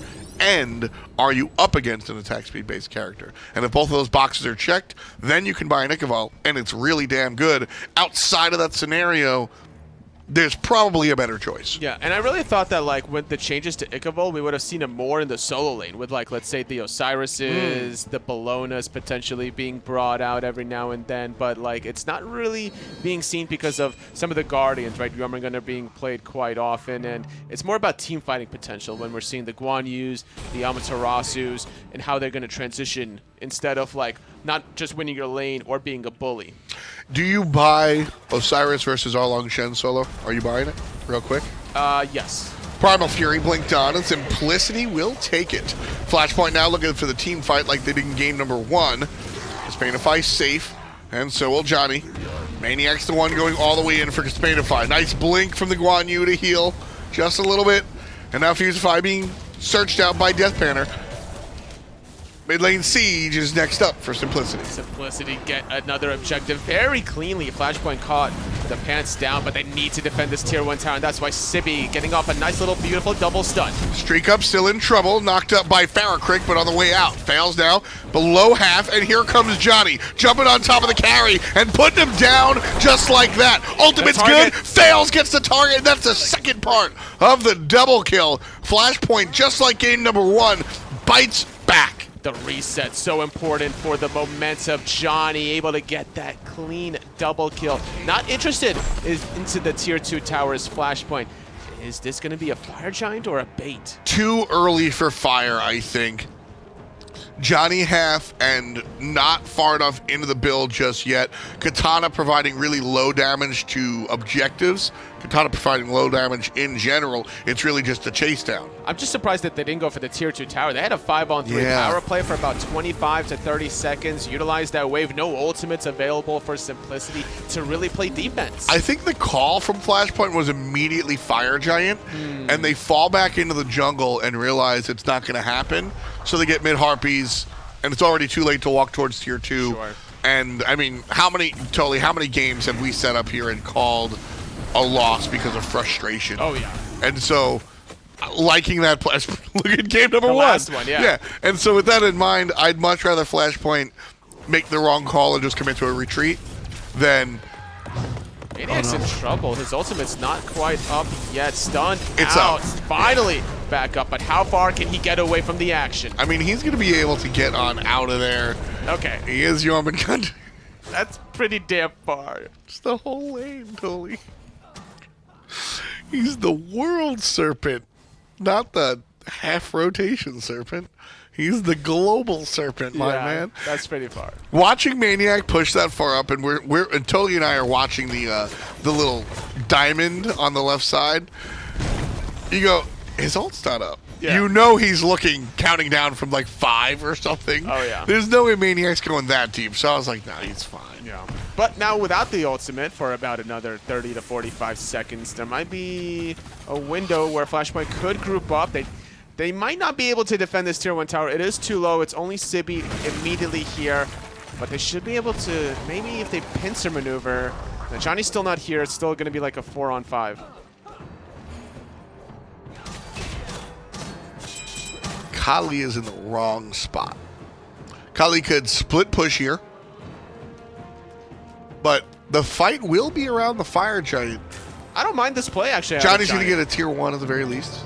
Maybe not necessarily tier 1. He just wants to wait for solo farm. He's been consistently ahead of Faeles' experience in not only this game, but also the last one. No matter the matchup, it's just been the farming game for him. I mean, that's how Dzoni... We always talk about Dzoni being strong with his hyper carries, and yes, it's because Johnny's better at SMITE than you. But also, how does he get to those late stages? It's because he's adept at farming, and that's why the lack of FaraKrik was so noticeable, I think, at Midseason Invitational, was because Dzoni would sit there and either be farming or trying to hold where FaraKrik was, and it's just a glaring spot. Because when Johnny's playing on the Alquangs or the Kalis, it's FaraKrik's job to hold this. 19 minutes, Dzoni 3-0-1, but he's not launched off. Those have all been team fight kills. FaraKrik's kind of been holding steady this whole time. Top of the player damage for his team. It really has, and it's been a different style compared to the first game when he was playing the Thor. Playing this Kali now, he's opted for the aggressive blink option, looking for the plays, and he's been making it happen, sitting at 3-0-1, part of 80% of his team's kills thus far. Gonna avoid a little bit of a threat there, but now it's Simplicity looking for a threat of their own. And now this is a different world. Chin size is complete. Fire Giant, 40%. The Frenzy's popped, but Dzoni on the back line looking for 1. Goes to the right side looking for DeathPanter. Has to activate the ultimate all by himself. Everybody's looking at him. Johnny's going to end, and he's going to die. StreakUp cuts down the jungler, and Flashpoint a little bit too far away from their jungler will leave in trouble. Fusify isolates 1, and DeathPanter gets squashed by the crit. Double kill for Kespainify, and StreakUp chased out by Sibi. Dash is short, but the zone is good. 2 players on the bench for Simplicity. Dzoni, the only one down, and a unique playstyle for FaraKrik. Doesn't get the kills, but his teammates do. Unnecessary sacrifice. Baits out a lot of relics. Baits out also the Geb shield to allow the rest of his teammates to clean up. And now he's going to look for 3 kills unless StreakUp has something to say about it. Knockup is strong, and StreakUp gets a double kill. That maniac cuts in half. I see you, buddy. That's 2 for StreakUp in my mind. Realistically, 1 for each, the solo laner and the carry. Simplicity saying no. Yeah, Simplicity are getting very frisky with these Fire Giant calls. They wanted to burn it down really fast with the Frenzy. Last time they didn't have the Frenzy to use. This time around, they thought they had the DPS check, but Dzoni stalling that one out for as long as they could. This time, Simplicity at least reset the objective once they recognized that they weren't going to be able to actually complete it. Well, that's the difference here. Dzoni was kind of hoping that they would make the same play. If Flashpoint or if Simplicity stay on the objective, Johnny's able to get a triple, quadra, pentakill. But because Simplicity all out stop, turn, and collapse, that's how Johnny's able to die there. Oh, Dzoni trying to get away with the ultimate, but the World Serpent is coming on in. Still able to avoid a lot of the nonsense. Faeles tries to land one, but can't. Tier 1 tower is already down for the count. maniaKK out of the ultimate will fall down as Flashpoint take the kill lead, but Simplicity certainly leading the game in all other relevant categories. Experience and gold certainly leaning that way. Johnny's got a level on the jungler, but everything else is Team Simplicity. The Oni Fury will be so important in Flashpoint. Know it. It's a trap. They're gonna get jumped on. Totally, Sibi's gone. It's a trap after they get one. They're looking for Fusify as well. He's going to get rooted and booted. Fails with a very important double kill, but Dzoni is back. However, no ultimate for him. He's going to have to play it safe, but this is still a good look, I think, for Flashpoint because they're now losing their important towers, only giving up a tier 1 tower, giving up the Oni Fury. Not the end of the world for the Chaos side. Could be the third horseman, though, Toli. That Oni Fury at this moment can be very powerful. Oni Fury in tandem with a Fire Giant buff team is scary because you've got to defend all 3 of your lanes. Yes. And Simplicity just goes, which is the last Oni Fury lane for you to defend? We'll go on the opposite side of that one and try to capitalize and probably will convert from that approach. So when you have the Fire Giant and the Oni Fury, what does Flashpoint look to do here? Flashpoint just have to wait to see what Simplicity do and defend the Phoenixes. You might have to give up the tier 2 towers on the left. Fire Giant buff still active for another 2 minutes out of Simplicity. Plenty of time for them to group up with the mid and the right side already pushed out. I think Flashpoint can easily defend the left side of the map now. We'll certainly see Flashpoint grouping up. You can see the back out of Sibi. Tier 1 tower will not be on the menu, but a tier 2 defense just might be what Flashpoint are looking for. He's fine. FaraKrik pushing up. Kespainify, Sibi, and Dzoni here as well.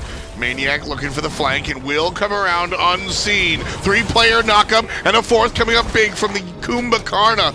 Backside is Dzoni looking for the carries, at least distracting them. Dead. Knockup and StreakUp shot.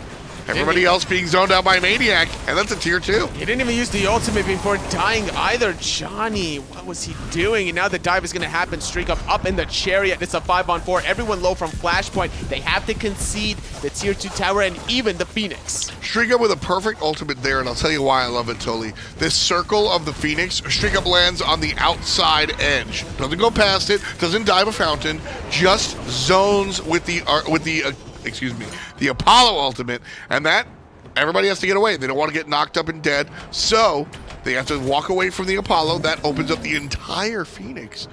The ADC the carry didn't even do the damage to the Phoenix. He zoned so that Faeles could do the damage to the Phoenix, and down it goes. The defense from Flashpoint looked good to start. The way Fusify was able to blink past the action, he mezzed, forced the beads coming through, I believe, out of StreakUp. And then he actually avoids the Cataclysm with a dash, which was a pretty nice mechanical play. But then the full-on commit from Dzoni was a little bit misguided because Simplicity weren't fully committed to that team fight quite yet. Yes, Faeles did commit and he gets knocked off by the epic uppercut, but the rest of the backline, it was a 4-on-1 onto Dzoni. And they all just got rid of him. It's the same thing that we saw at the Fire Giant fight. except the rest of Flashpoint didn't clean up. This is a much different story than the last game. Exactly. Where Flashpoint is still behind, but this lead, much bigger of a lead for Simplicity as opposed to the game number 1. Yeah, 3,000 gold here or there, that's one thing. 3,000 gold plus 10,000 gold. Now you're speaking that language. Yeah, that's a whole other thing. So Simplicity certainly have the ball in their court. It's up to Flashpoint to sniff it out. Smelling really good for Simplicity, I think, over here. Well, this is their opportunity to really get back into this one and claim game number 2 to force out game number 3, but it's looking like they want to go for this Fire Giant. If they could just wait out 3 minutes, they'll get the enhanced one instead. It's always that weird limbo mode. It's like, all right, do we get this or do we wait it out? If they get the picks, they might as well just go for the objective, though. FaraKrik already brought down a half. maniaK spits and turns. Dzoni on the backside, killing that ward. Faeles chase down. Sibi and Faeles on the left. Scrum in the middle. Sibi will chase Faeles. StreakUp shows up to provide some damage. I thought that was a bug on the screen. Like an insect. Oh. There's a... You see the leaf? I know how much you love bugs, though. Why would No, there was like a leaf, and I thought it was an insect, and I don't know if you saw me like tweak a little bit during that call. I thought it was a large insect. We're live from Atlanta, Georgia, by the way. Oh, you're not going to talk about the charity event? No, we don't need to talk about going down memory lane. No insects, no bugs, only features. Simplicity featuring themselves a big 0 in the win column, trying to turn that into a 1. Dzoni around the corner could jump on the Fire Giant if he felt like it. Minions seeping into the throne room. There's a Frenzy and Simplicity looking to fight. The Apollo's up in the sky, and there's a retreat from Flashpoint. I wasn't sure what Simplicity were going to do there, because maniaK was kind of charging down the right lane and StreakUp going into his ultimate. I thought they were going to go for the Titan. Oh, maniaK getting surrounded is actually kind of a big deal, because the rest of Simplicity are not on Fire Giant. This is a great call if Simplicity are on FG. They're on Jungler.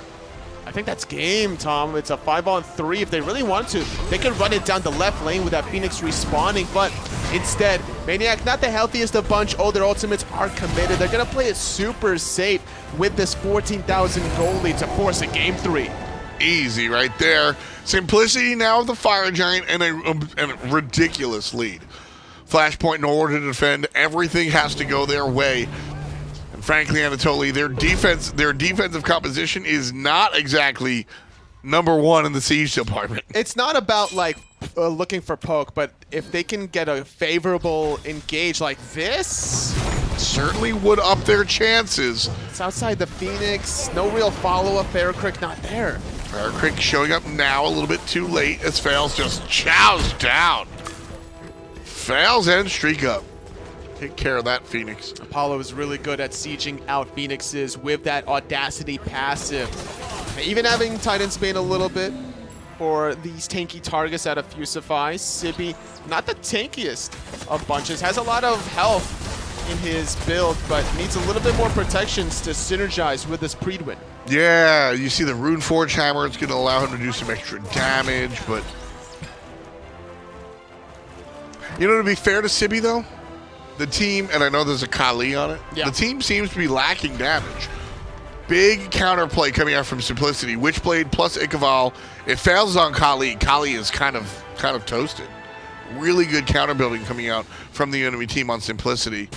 And the damage for Flashpoint, you see everybody's lower than the 4th member on Simplicity. Yes. So it's kind of like, I think it's easy to say that Sibi needs more prots, but I mean, he's only died twice, and the problem with Flashpoint is that they're not killing anybody, which seems absurd with Guan Yu shredding prots and Dzoni on a Kali.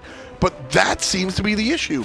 Realistically, is it target prioritization? Or? I think it's Simplicity adapting to how Flashpoint are aggressing, right? Like when Johnny's in the back line, it's like all eyes on Dzoni, eliminate this threat, get him out of position, and he's been kind of falling for the bait.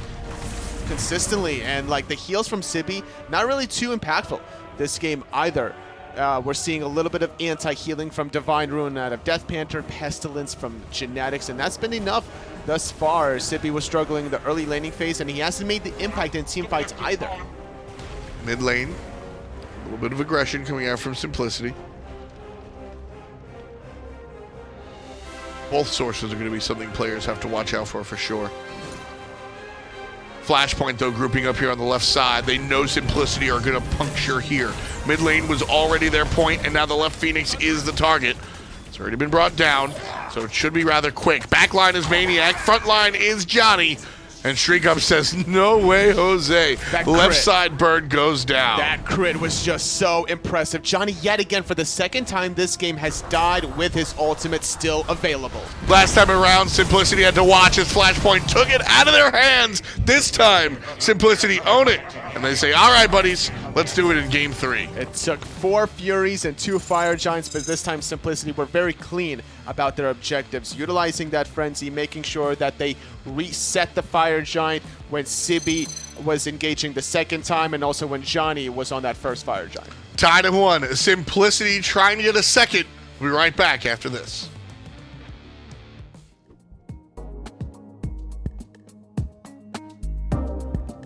Alienware, the official PC provider of the SMITE Minor League.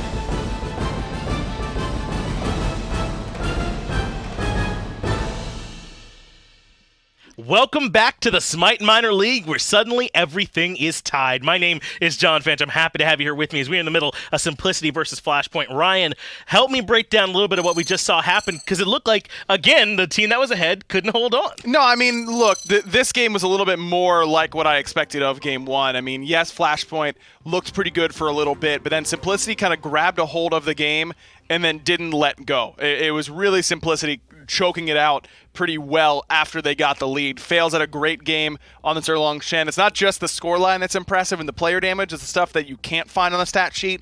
Plenty of multi-man taunts, big knockups. His blink initiations were really strong, and Maniac's damage is just obscene, by the way. 32,000 is unreal. And Jormungandr being a kind of staple solo lane pick, I think has really opened up for some great semi-global, global rotation abilities like Apollo's ultimate, Thor ultimate, Rat, those kind of things to get a ton of extra value. Chernobog we see get banned a lot now. Yep. Suddenly, when you're able to rotate that many people over that quickly, it's hard to keep up. I mean, Flashpoint were winning that fight that happened in solo lane near the tier 1. All of a sudden, Apollo and Jorm show up, and they turn the whole thing around. Exactly, and he buys so much time for those semi-globals is the other big thing where, you know, you think you've got Maniac in trouble, goes into the ultimate, disrupts you, does some damage, and is able to get out while the rest of his boys are coming in to help him out. It's difficult to fight against, no doubt. Yeah, when everyone's rolling up like that, right? Yeah, It's sometimes exactly. difficult to figure out where you're supposed to go. So now we go into the Game 3 picks and bans. Flashpoint in that first pick spot this time. Isis has been banned away,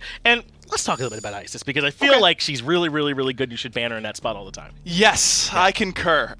You can. She still has weaknesses. If she falls behind, she still feels pretty easy to kill. If she doesn't fall behind, I don't really know what you do. I think you should. I think Ice's support's really good too. By the way. Yeah, I think so. I know she's like squishy. That's true, but I think it works. I mean, range stun, range silence, shield your it's team. a slow also, by the way. Damage mitigation. Yeah. And big heal for your healing, team. Yep. I mean, yeah. All good to me. Sign me up.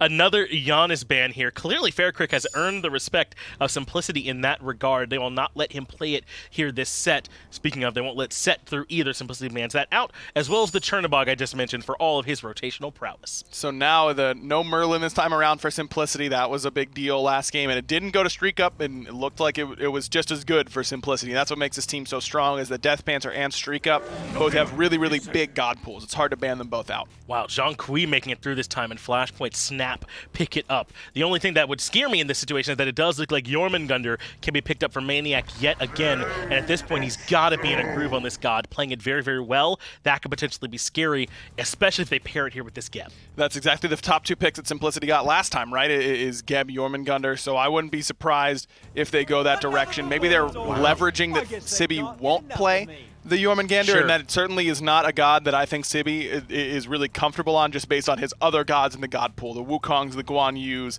That's what he likes to play. Yeah, so maybe there's a chance then that they can try and sneak that in their third pick. That's what Simplicity are gambling on. They're also prioritizing this Apollo for StreakUp, which, for what it's worth, I think he played really well last game too. So I don't dislike these first two picks of them Geb Apollo, though it does like they're going to need some pretty valuable late or early game to try and get them to the point where this Geb is ready to go. Plus, I mean, Apollo can still go the DeathPanter. As I said, he's got a very flexible god pool, likes to play a lot of hunters. We've seen Apollo mid in the past. Why not let DeathPanter take it this time around if you feel like you've got a better matchup with someone up against this Zhang that might be going in the long lane? You don't get Jormungandr, so you go Cullen?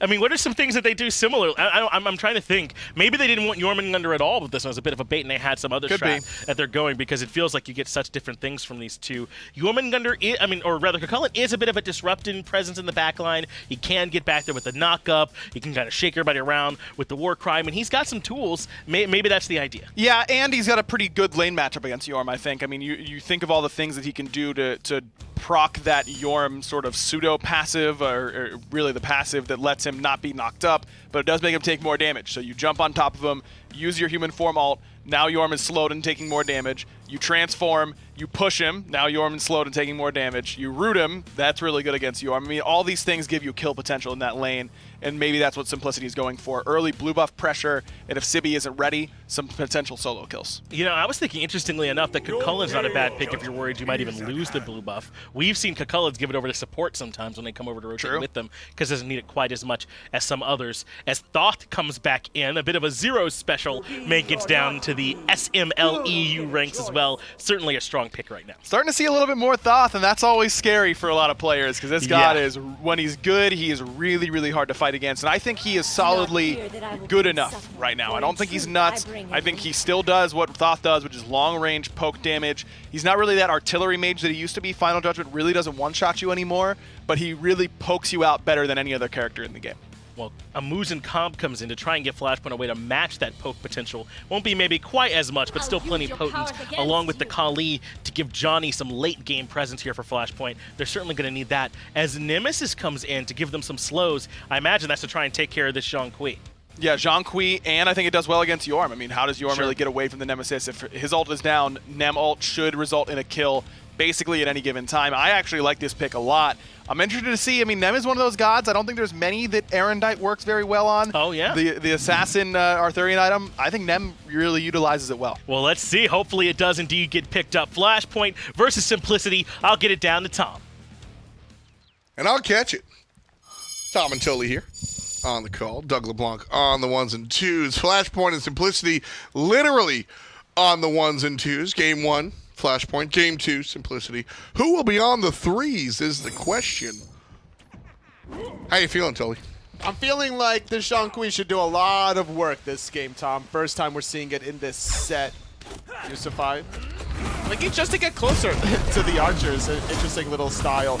Every little bit matters in terms of min-maxing this clearing potential. But Kespainify getting the Zhang simply because Simplicity are really worried about FaraKrik getting the Giannis that they're consistently banning it away in the first half. I think it's worth it. FaraKrik's Giannis really transforms the way this game is played as far as Flashpoint is concerned. As we said, Flashpoint is a team for sure, but it's Johnny's team. He is the #1 option. That said, there are people around him that promote him to do that sort of work. When FaraKrik is on the Giannis, Johnny is everywhere. That really enables Johnny. And so, not to mention that FaraKrik comes in and out of the team fight and gets a double kill by himself.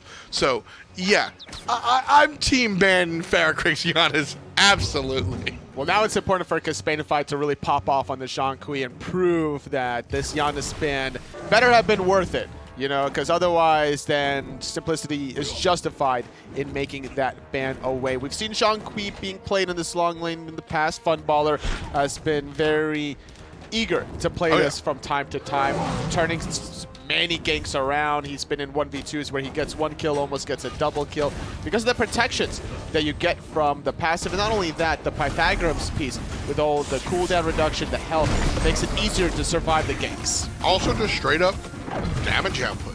That exorcism, once you get a couple of points into it, mainly after Boots Bancroft or Boots Helmet, depending on which way you're going, you start to really smack players with it. And, you know, everybody starts to find these reasons why Zhonghui carry works. And all of them are novel and correct. And, you know, we sit here and go, what allows this character to be played this way? Zhonghui just does the damn thing, man. Yeah. You try to gank him, he hits ultimate, and what do? You gotta run away. I'm a fan of the fat boy, so we'll see Kespainify there. The big man here on the other side of the coin, though, Sibi taking maniaK's choice away. maniaK played the Jormungandr twice in a row. Now we see Sibi bringing out the worm. maniaKk going back to one of his old classics, and kind of only his old classic. Ain't nobody playing Kumbhakarna these days except maniaKk. And I think that's why he wanted to let the Jormungandr through on purpose, because Simplicity had the option to still take the Jormungandr, but the first 2 picks that they had was what, the Geb and the Apollo instead. StreakUp had a great game on the Apollo last time around. The crits just devastated the potential of Johnny to do anything. And then genetics on the Geb, I think, is a very important pickup. The ultimates as well for StreakUp were really, really big. You know, we have a lot of conversation around the carry role about it not being able to do enough or dictate enough. Well, the carry role absolutely has, you know, StreakUp last game dictated a lot of that. I brought up when he used his ultimate to zone towards the back end of the Phoenix, allowed his teammates to really take care of the tower because he knew he had Faeles in the jungle on that Erlang Shen with the basic attack power. We saw him make fights in the middle lane looking for those knockups, where a lot of times you think he's being over-aggressive, but the knockup is just a matter of time for his team to come in. So StreakUp was really effective in not, he was never the first one to initiate, but when the team fight would go awry, he would reinitiate on the Apollo, and his team would follow up suit. No other carry is going to, no other hunter is going to be able to do that, and so I like the choice of StreakUp to double down. And not only the team fighting power from this Apollo pick, the objective control, getting the goal, Fury Fire Giant, the towers and Phoenix is a lot easier to do with this Audacity passive, so using it to good nature. I don't expect StreakUp to have a dominating performance in the laning phase against Kespainify because of a tanky Zhonghui, whereas Kespainify was playing the Jing way, getting a little bit of a danger that last game to some ganks here and there, but I think Kespainify should be fine this time around. If you're StreakUp, do you change the build? I know Failnot is out there, and that's why we see so many players go into the critical strike this time, but Chinsai is very attractive with a tanker across the street. Yeah, but I think his mentality of going crit last game because of Johnny's Kali is going to be replicated this game as well. When Kali's diving the backline, you could maybe hit that 600 damage crit to confuse Johnny. It's like, oh, I mistimed my ultimate because of a 600 plus damage crit. So I don't expect the build to change whatsoever. Crit being powerful against Kali. And of course, the Arthurian items kind of tilting you in that favor. It's a much different world. You heard Aggro talking about the one we don't normally see, the Erendite, with respects to Faeles. Could possibly see it on the Nemesis. Possible. Middle lane's going to be a play. They're going to blink over the wall. They were thinking about it. But we was talking about the Arthurian items. StreakUp, as an Apollo, I don't necessarily like Failnot on him to apply that passive. Like, if you're going to go crit, just go like Rage, Deathbringer, Wind Demon at that point, as opposed to... But then again, the cooldown reduction is nice. So that's the thing, is that on most characters, Genetics and Fusify counter each other one more time. Getting real used to seeing that one happen, honestly. Johnny gonna dive DeathPanter. Ultimate spent, and the ultimate good enough to keep Johnny alive. Will he be CC'd on the tower? Good job, Genetics. Oh. FaraKrik again! Oh, Genetics gets him with the last tick of the knockup. And Fusify is gonna be surrounded by Simplicity jerseys as well. But Sibi's rotation is good. Not good enough. maniaKK shows up. Puts Fusify in the passive. Can they get the basics? They need it. Oh, the knockup, but it's still just in time. Faeles is able to get that last hit. A nice effort. And he's out! A nice effort out of Sibi. Genetics rolling into safety. That was best case scenario. Yes. Sibi hits all 3 with the World Serpent. Oh, man. So close. So close for Fusify there, but still just barely not enough. It must have been like a quarter second or half a second remaining on that passive. Really unlucky for Fusify, but that was the only death, really. I mean, like, Simplicity were able to like really get 3 kills on the top of it all. This has been looking really clean from Simplicity after that tower dive. And the mentality of the tower dive as well. Like, Johnny yet again going onto DeathPanter this time, because the beads was used, so that makes sense, but DeathPanter wasn't his target, so he didn't get the full reset from that kill, and as a result, once he is invulnerable during the ultimate, but the tower is still doing exponentially more damage even though you are invulnerable, and I think he got hit by 3, maybe even 4 tower shots, and that last one was more than enough to get that kill. What I love about that, Genetics just body blocked. Yes. It was really just body blocks. It wasn't a hard CC. He didn't get rooted. He didn't get stunned. He just got stood in front of, and that was good enough. Genetics knew all he had to do was keep the opponent in the tower range for, you know, a brief moment. That's exactly what happened. 3-1, read the kills. Simplicity tied up versus Flashpoint. Really no lead here to speak of. And you talked about the great body blocks from Genetics. I think there were some poor body blocking decisions from Fusify. I think he actually caused FaraKrik to die a little bit as he was trying to run away. Genetics was able to get that knockup just for the kill. Well, Genetics is going to be isolated here by Flashpoint. Picked off just like that. StreakUp thought about jumping on in, does use the ultimate, but will be denied the opportunity. Thinking about it a second time. Will not happen. DeathPanter jumped on, but Johnny missed the stun, and that will dissuade Flashpoint from investing any more. StreakUp gets his wave and walks into the jungle. Just out of range was Johnny. I think that if he like evaluates the situation once he lands, then he could have continued to move forward past the tower, get the stun, but he thought, like, as soon as I jump, I'm gonna do the stun no matter what, instead of like really reassessing the situation. But honestly, that's probably good that they didn't tower dive, because it would have probably been going south again. Exactly, yeah. As I mentioned, I think if Johnny hits that stun, that's an all-in. Yes. But with the miss of it, nah, fool me once, homie. That's exactly what Flashpoint said. They were like, look, remember the last time? Nah. Not again. I'm not going to go for that one. So Johnny backs on out of there. Shy of 1,000, but Flashpoint certainly gets something off of that last team fight for sure. Yeah, Genetics being caught alone and isolated, and he was about to get out, but FaraKrik playing the Moose and Comp, Stinger, applying that cripple. It's still such a good god. It was been such a highly contested pick in the first phase, receiving some bans, sometimes first picked, because of its pushing power, and even through some of the nerfs of the passive and the Beast Swarm, it's still very good in many situations to be able to outpush your opponent, especially a mage, trade out basic attacks, and the ability-based hunters and mids that are forced to go into Transcendence and the Mage's Blessing can actually probably outtrade most mages, honestly. Absolutely. Especially in the early and the mid game. Late game, you know, when you start getting hit by Scylla Crushes, that's when things kind of change a little bit. But yeah, early game, your hunters or your basic attacks just hit harder than your opposition if they're a mage, and that's certainly something that players look to take advantage of. That's one of the things that, you know, at lower levels, you see hunters just beat up the mages. At these high levels of play here in the minor league, the mages know how to position and will get out of jail a little bit more often, have teammates to provide some help. Up top, Fusify surrounded, and it could be a bad spot. Should not just going to blink on him. Here comes maniaK. And that was pretty simple.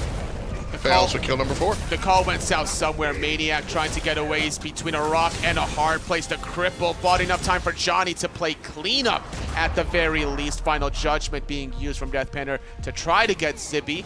Not enough damage there quite yet. 1 for 1 at the end of the day, but the engage coming through from Fusify. There was a drop call somewhere there because Dzoni immediately went to clear his back right camps during that. Huh.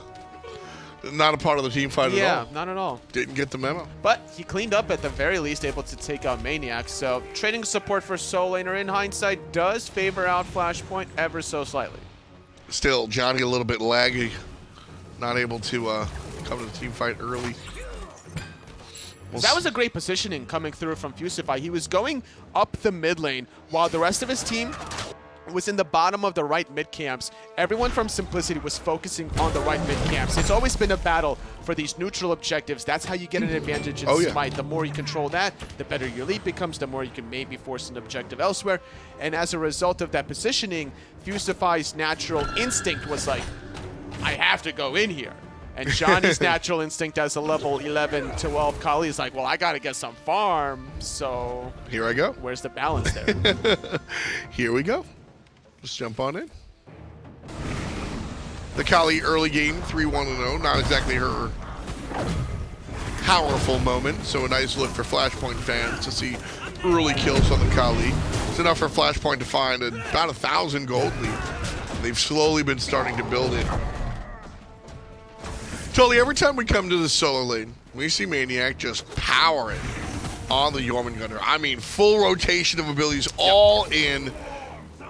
And again, like I said, maniaK, one of the rare players to actually bring the muscle man out. Could call it rarely played. 2-point question. Sure. Why is maniaK playing this guy, and is he really just a maniaK god? Is there something we talked about? I think it's more of a maniaK god. Agra made a good point on the desk saying how there are ways to force the daze effect of the Jormungandr passive with the human form knockup. But in the 1v1, it's not really enough to get a kill. It's just about poking out Sibi to maybe get an advantage elsewhere. It's more about the itemization that maniaK went for, which is the runic shield. Fusify blinks behind enemy lines, and Kespainify will come with him. And there's a stun from the jungler. Dzoni gets one. Fusify gets the other. The Blink mid-game team fight certainly online for Flashpoint. Dzoni still has ultimate, didn't use it. That's a big point here, Toli. Sibi chases DeathPanter out, and the red buff invade is successful. Team will back before they think about a Gold Fury. Sibi was tired of getting bullied in that soul lane, makes the rotation. maniaK was actually proxying between that tier 1 and tier 2. DeathPanter needs to be really mindful. He does not have the final judgment to contest this objective. Look at the timing that Flashpoint decided to make that play. Pythag's piece finished. Faeles finished. That's exact, and everybody level, or excuse me, and Kali level 12 to get the blink in. So is the Zhonghui level 12, has the blink in. Flashpoint did this on purpose. This was not an accidental timing. This was Fusify going Kespainify and Dzoni. Y'all have blink?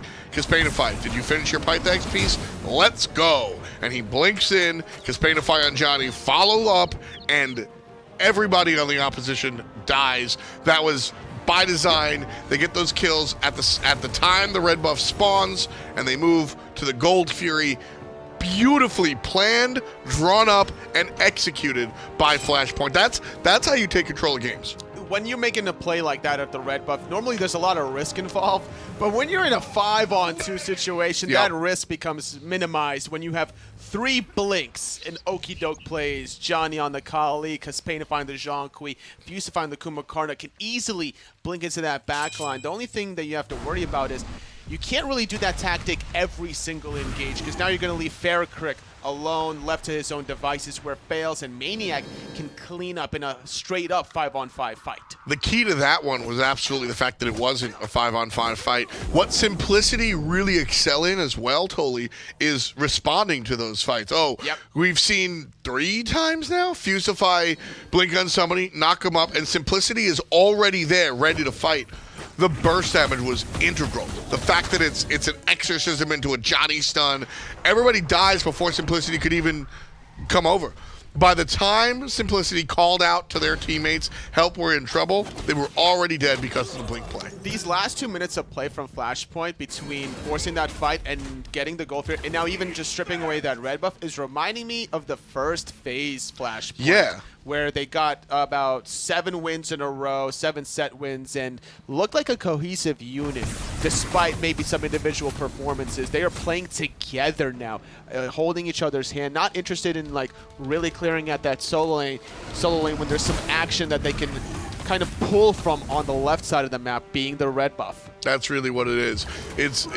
We've been watching the past 2 games. We've been watching just good teams kind of play good Smite. I'm always hesitant to say it looked like scrim Smite, to be honest with you. Sure. I don't want to say rank. I don't want to say rank because that's always with a negative kind of connotation. This looked like scrim Smite, where it's just like, yeah, we're playing well, we're responding to ganks, but I didn't see any just outright, we're gonna make this happen right now. And that's what I saw just there in a Flashpoint. That's the next level where you're like, we have a play. The red buff is spawned. We've hit our power spike. Let's maneuver. Blink in, etc., etc. That's how you take control of games. That's how you get objectives. That's how you find yourself in the lead like this. Flashpoint, this is the play that got them to the midseason invitational, puts them at the top of the league when they're there. This is the type of Flashpoint that I think a lot of people want to kind of see. And this is the type of Flashpoint that can beat a team like Simplicity. And they're getting more power spikes. Sibi just now finishing off Voidstone. Dzoni very close to finishing off what I believe is going to be Chin Size, could be Executioner potentially, and Kespainify getting the Gem of Isolation. So once those 2 items are completed between Dzoni and Kespainify, they should be looking to make more aggressive plays.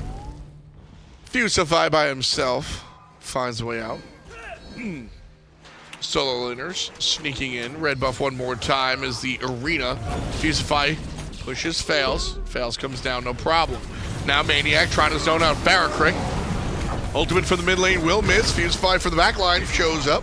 And maniaK going to be pushed out. Here's Sibi, though, getting aggressive. maniaK knocked up once. maniaK avoids the secondary one. And Dzoni is going deep. Sibi gets the last hit on the DeathPanter. Dzoni now looking for the target. StreakUp's good. There's the heal for Dzoni. It's a double kill as Sibi grabs another one. FaraKrik puts down the support player. And a Thor for 1 exchange. Sibi zoning Faeles all the way back to the fountain. Fury's dead. We're on the left side of the map.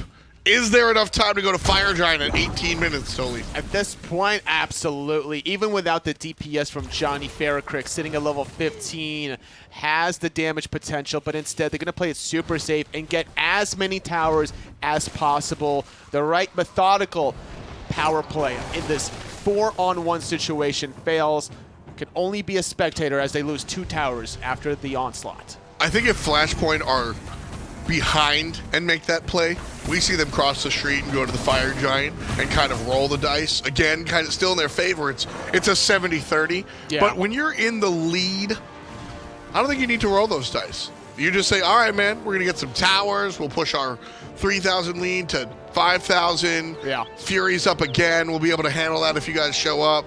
It's a comfortable Flashpoint right now. And that last fight was without the Chin Size and without the Gem of Yes. Isolation. And this time, now that Dzoni and Kespainify finished it off, they should be looking to stop this Primal Fury. Sibi needs to allow Kespainify some room to get on in there. Just a threat. That's going to be enough for Simplicity. Thor, characters like Thor, characters like mid lane mages with long range confirm, and characters like Jormungandr have the threat of activation. Yeah. Where it's just like, all right, dude, if I ult, you lose. So I don't have to use it because I'm just sitting here letting you know I have it available. You really going to pull that when I've got a Jormungandr ult available? I'm either going to steal it if you're dumb enough to sit on it. I'm going to push you out of the way. Make your choice, my man. And Flashpoint are able to casually push up because they have the threat of activation with respects to that Jormungandr ult. Oh, you see that? StreakUp called the Uber. Yeah, he's looking to do something. Are they just going to rush down Fire Giant That's the game during plan. the Primal Fury? That's the game plan, but I think it's a little bit too late. They wind up at the Pyromancer.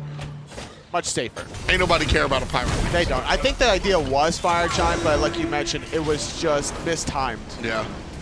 Here comes the Jormo, just in case they were on a Fire Giant. And that's Flashpoint kind of doing what they have to. Sibi's the only one to burn the ultimate. He shows up, make sure they're not doing Fire Giant, Flashpoint.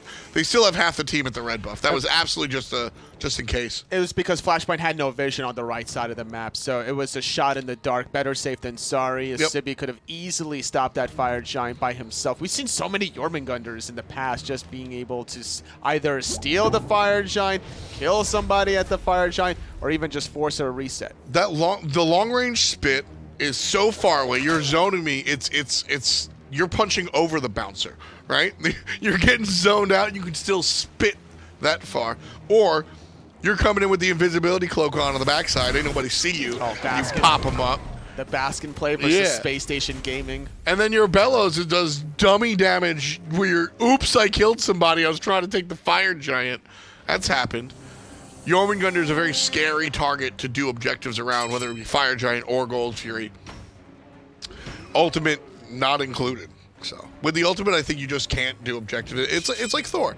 Thor's just sitting there. Yeah. And you're like, okay, is Thor up or down? Because if it's up, I don't want to pull this. Because Thor's going to land on us all and kill us. Yeah, you're going to need to have vision everywhere to know when that Thor's ultimate's coming, where it's coming from. So Jorma, very similar feeling. But this is a good look now for Flashpoint. Not just in the gold category, but level 20 on Kespainify. As no kills necessarily, but the utility-based build has been working out. It's impossible to kill him between Dynasty Plate Helmet and Pythax, even the health from Gem of Isolation, and then the slows from that item, the penetration he's having now from that ultimate, even sets up Sibi in a way with the Void Stone. These two opposite end side laners need to be together in the team fights to utilize that Void Stone. Plus the the Spear of the Magus, now Kespainify is going to be able to do damage. You call this a utility build, and it is. That last item now opens him to being DPS oriented. The Gem of ISO, so impactful on a character like with a team fight ultimate like Jean-Quiz. They want to go in. They're going to be able to get one up in the sky. Fusify going to root out genetics, and he falls. Easy for Sibi. Last hit, right on top. maniaKK taking on 3 and putting FaraKrik down low. StreakUp from the top puts FaraKrik all the way on the bottom. Kespainify and Dzoni both get 2. It's a double. Just like that. Just like that. Just like that. Kespainify's going to die here, the Fire Giant. But just like that, it's a... Man. That fight lasted less than 10 seconds. It really did. StreakUp comes in and starts the fight for simplicity, but Dzoni and Kespainify just one solid wah. It's an exorcism in a stun and a lash.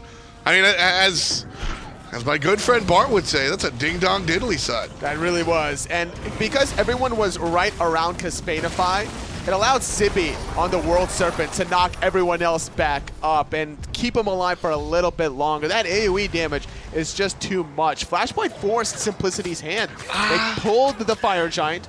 They needed to kind of check to see how low it is because they didn't have the vision inside the pit. So maniaKK is kind of poking his head around the corner, as does Genetics. The spit from Sibi zones everyone else away because of the slows from the Gem of Isolation. Genetics in combat can't blink in, can't blink away. He gets caught off and isolated. Does a last-ditch effort Cataclysm because that's the only thing he can really do, and the rest of the team fight goes Flashpoint's way. You know, it's interesting, totally watching everything that went down. Flashpoint, I think, were planning on forcing Simplicity's hand. And had Simplicity come around a little bit later, I think Simplicity actually has a better chance. Flashpoint didn't even expect Simplicity to go in that early. Yeah. And it was Simplicity's over eagerness to get in there. Genetics gets separated. It was just like how Sibi used that World Serpent ultimate to get to the right side in case they were doing Fire Giant. Simplicity was just taking a shot in the dark anticipating that the Fire Giant would have been a little bit lower. But the best piece of advice that I can give to players trying to figure out when is the correct timing to go is normally when you're seeing the ring of flames, because that's the second phase of the Fire Giant, and that's when, generally speaking, the Fire Giant is much lower. What I also, I kind of noticed that you see this occasionally, and I think it's the support just goes too far from the team. I understand the mentality for Genetics to get in there, but there's too deep is absolutely a... So here's the thing. I think that in most cases that's a correct statement, but this is an instance where the backliners were just too far away from the frontliners because maniaK was on the front Fair side. statement.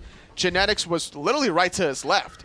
And no one from the backline out of Simplicity was there to really help out Genetics to follow up from that isolation tactic. Well, exactly. You know, I'm less here trying to bring Genetics down, a great player, and more just saying that that amount of space, whether it's the support or the team, you have to be a little bit closer. You know, I think we'll you know, you can't, yeah, it's a little bit rough there. But Flashpoint grouping up here on the left side, looking for positive plays. Fusify puts Genetics to sleep, roots him out. Ultimate just on Sibi. And Sibi's cut down before the ultimate. That's a huge change. Simplicity now with control. Dzoni takes it away as he puts down the support. And maniaK pushed out. Dzoni ultimate on cooldown. A 4-on-4 fight here. No support for no solo. Sibi probably a little bit more effective than Fusify post-ultimate. Dzoni does have Fire Giant, which is a big deal. Up in the sky, StreakUp looking to land on literally anybody. Look how low Fusify and Dzoni really is, but no one else to really follow up if StreakUp was to land. Smart play. Even Dzoni having Mad Guy's Cloak, so even if you land from that Apollo ultimate, you're not going to get the knockup. Apollo will go ahead and get the tier 2 tower on the right-hand side. But at what cost? Well, he's got no ult, so he might just trade his life. Dodges the jump, stun, lash, see you later. Yeah, Bad Guy's Cloak preventing the mez. Good play from Dzoni, recognizing that that was the only possible play from StreakUp. Once he realized, oh, there's no way he's going to land on us 1-on-4, he put his own mentality into the mind of the hunters, like, all right, if I was StreakUp, where would I go? All right, solo lane it is. That's the only way you're going to punish the Apollo. Yeah. Apollo's going to get there faster than you or get out of there faster than you. And it's unfortunate for StreakUp because even though he made that play, by landing in the tier 2 tower, he had the aggro. So he had to do a little bit of a stutter, reset the aggro, go back in, and that little 2 to 3 second dance of resetting the aggro allowed Dzoni more time to just get there faster. I think he's gone, even if he plays it perfectly. Dzoni just, with the prediction game, probably, it's true. That's what you got to do. Really well played again by Dzoni, consistently showing that it's not just character selection. You know, people have said that. I've seen real conversation of people going, Johnny's not that good, he just plays Ao Kuang. Or Johnny's not that good, he just plays Bacchus or Kali. And I just have to look at them and go, do we watch the same SMITE games? Yeah. Are we watching the same damn thing? Flashpoint going for the free Fire Giant. Curious that they don't wait it out. Seeing Simplicity's game plan, I think if I'm Flashpoint, I wait for the 30-minute marker. Just to get the enhanced Fire Giant?